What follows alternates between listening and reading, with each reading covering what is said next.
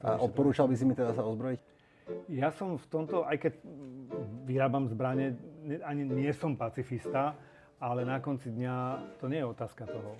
Ale o tom, či si schopný použiť tú zbraň v tej kritickej situácii, že vieš, že ňou môžeš usmrtiť. A to je veľká dilema.